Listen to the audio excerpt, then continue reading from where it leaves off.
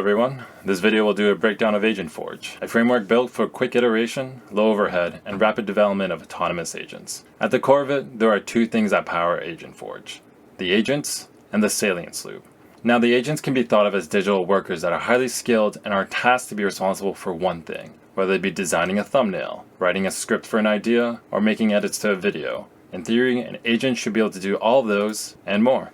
Now, the salience loop, composed of two parts: the salience network and the loop. According to ChatGPT, the salience network is a collection of regions in the brain that work together to detect and orient our attention to the most important or relevant stimuli in our environment. In other words, the salience network is how the different parts of our brain works together in order to work towards a goal. Now imagine putting that in a loop, where instead of it being different parts of the brain, it's individual agents that are tasked to act like the different parts of the brain to work towards a goal, such as making a YouTube video. Here is a flowchart diagram breaking down how the agent works. Focusing on the run functionality, the first step that an agent goes through is loading the data. In loading the data, it performs three separate actions. It loads the agent data, which fetches the prompts and the parameters that the agent will use when passing it into the LLM, along with any extra parameters that are passed in as well. It then loads the main data and fetches the objective and current task. Then finally, it loads additional data, which is a function that has no implementation, since it's meant to be customizable by the agent based on its needs. The next function that is called is the process data function. Similar to the load additional data function, this function is meant to be overridden. Moving on to the next function that is called is the generate prompt function. Based on the prompt template file of the agent, it takes the prompt template and the variables from that file and then makes a mapping of the variables to the parameters. From that mapping, it then formats a template to create the prompt for the agent to use. Next, it takes the prompt from before and runs it through an LLM. Based on the results passed back from the LLM, it would then parse the results and saves the result to storage. Now, saving to the storage means storing the output of the LLM to a collection in the vector BB of choice, whether that would be Chroma, Pinecone, Weaviate, and so forth. Finally, it then builds the output by simply taking the results from the LLM and sending it to the output. Now, switching over to the code, here we can see the run function. Inside the run function, the first function to be called other than the status function is the load data function. Inside the load data function, we can see that it first loads the agent data, followed by loading the main data, and then finally loading the additional data. After it loads the data, it then processes the data. After it processes the data, it then feeds it into an LLM. Then taking the results from the LLM, it then parses the result, and then saves the result into the collection. And then finally, it builds the output. Taking a look at the flowchart of the salience loop, we're going to cover two parts: the initialization and the salience loop itself. In the initialization, it first sets the values of the LLM and the salience loop itself. It then sets up the storage, in which the default that is used is ChromaDB. Then it sets up the config, which takes the config file and stores the tools, actions, and personas from the AgentForge folder, along with the base configuration values from the config file itself. Then it sets up the functions, which serve as utility functions for the salience loop. Then the agents that are used in the loop are set up. And finally, the objective is set up. In this function, it asks the user for input. If the user does not input anything, then the default objective and tasks are used. If the user does put something in, then it sets the new objective and uses the task creation agent to generate the new tasks.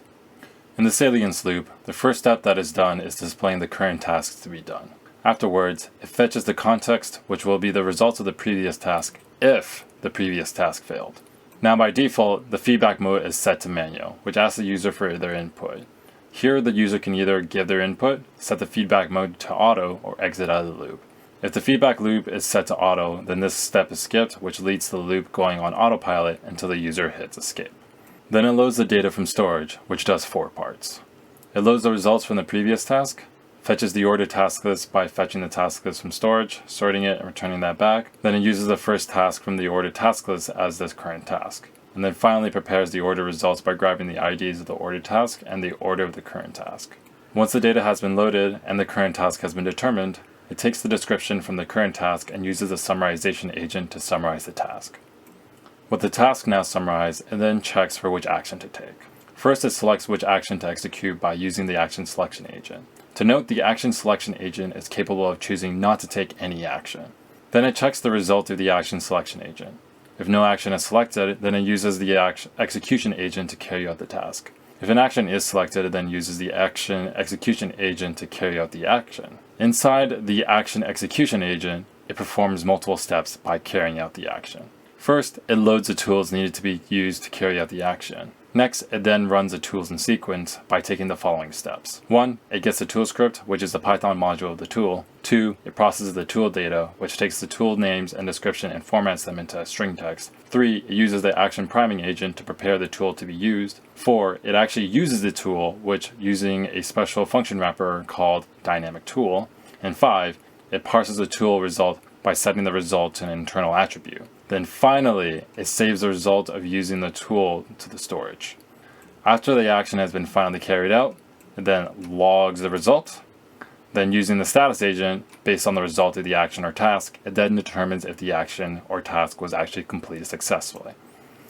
Finally, it handles the frustration level of the agent. What is frustration? So it's simply the ratio of failures to successes the agent has had with carrying out tasks. If the task was completed successfully, it then resets the frustration level back to the minimum. If the task was not completed successfully, it increases the frustration level by the frustration step. Then as the nature of a loop, it goes all the way back to the beginning for it all to happen again, starting from here. Switching over to the code, in the initialization here, we can see the base values being set for the LLM and the salience loop. Then the storage interface and functions being initialized. Taking a look inside of the storage interface file, we can see that the config class is being instantiated here. Inside the config file, we can see that the load function is called in the init function. Inside the load function, it's responsible for loading the config, actions, tools, and personas as mentioned before. As we can see inside of the folders and files, the config, actions, tools, and personas are loaded from here. Going back to the salience loop, next we can see all the agents being initialized. Here we can see the different types of agents being used, starting from the summarization agent all the way to the status agent. Next, the settings and objects are set, where the threshold, number of results, and the objective are set. Looking to the set objective function, here we can see that the prepare objective function is called. Inside of the prepare objective function, this is where the user is prompted to give their input. Going back, if the user does put in an input, then that becomes the new objective and the task creation agent is used to create new tasks based on the new objective. If the user doesn't put in an input, then the default objective and task are used. When this file is run, the main loop function is called. Inside the loop function, it first displays the task list. Then it fetches the context, which are the results from the previous task if the task failed. Then the next function that is called is the fetch feedback function. Inside of the fetch feedback function, the get user input function is then called. Inside of the get user input function, here it prompts the user for their input. Here the user can set the input to being either auto, they can set it to exit, or they can provide the feedback or just simply hit enter to continue on forward. Going back into the salience loop, the next function that is called is the run function. And here is where the main salience network effect actually happens. Inside the run function, the first function that is called is the log start function. Inside this function here, it just simply logs that the agent is now running.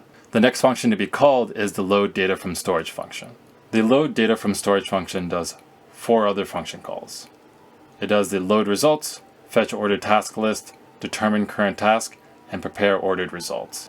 Inside of this function, what it does is it loads the previous results, fetches the task list, sorts it, and returns that back, uses the first task from the sorted task list as the current task, and then prepares the ordered results by setting the IDs of the ordered list along with the order of the current task. So the next function that is called is the summarize task function. Inside of the summarize task function, here it uses the summarization agent to summarize the task that it's given. To further illustrate the whole process, here's the JSON file of the summarization agent. To further illustrate the whole process, here's the JSON file of the summarization agent, which holds the system prompt and the instruction prompt. Without going into too much detail, it's clear to see that the agent is responsible for summarizing the text that it's given. Going back, after it summarizes the task, it then calls the check for actions function. Inside this function, it has the capability of calling 3 other functions. The first function is a select action function. Here it uses the action selection function to choose which action to use to carry out the task. Once again, to further illustrate, we'll take a look at the action selection agent's JSON file. So here the JSON file is much more fleshed out, containing the system, context, feedback, actions, and the instructions. Reading over the system prompt, it details, your job is to decide whether the following task requires the use of an action, the task. This task was curated to achieve the core objective, the objective variable. Now it's clear to see that these JSON files help detail what the agent is responsible for, which makes sense since it contains the prompt that the agent will be using. Going back, if an action has been selected, it will call the execute action function, and if not, it calls the execute task function. First, let's take a look at the execute task function. Here it uses the execution agent to execute the task. Once again, let's take a look at its JSON file. Simply looking at the system template, it's clear that this agent is assigned to carry out the task based on the objective that it's given. Going back, let's take a look at the execute action function. Here it uses the action execution agent to carry out the action. Clicking into the run function that is called, here we can see the load action tools function is called, which calls a load tool function for each tool. At which point inside of the load action tools function, it calls a load tool function. Inside the load tool function, it queries the tools collection and extracts the metadata which serves as the tools to be used. Once the tools have been loaded in, the tools are then run in sequence. Here, the tool script is fetched, which is really just the Python module of the tool. The tool data is processed, the tool is then primed using the action priming agent, then the tool is executed on by using the dynamic tool function, then finally the tool result is stored internally. After that is all done, it calls the save action results function. Inside of the save action results function, it takes the results of using those tools and stores them inside of the results collection. Going back to the salience loop, the next function that is called is the log results function. This logs the results and signifies that the agent is done. Then it calls the determine status function.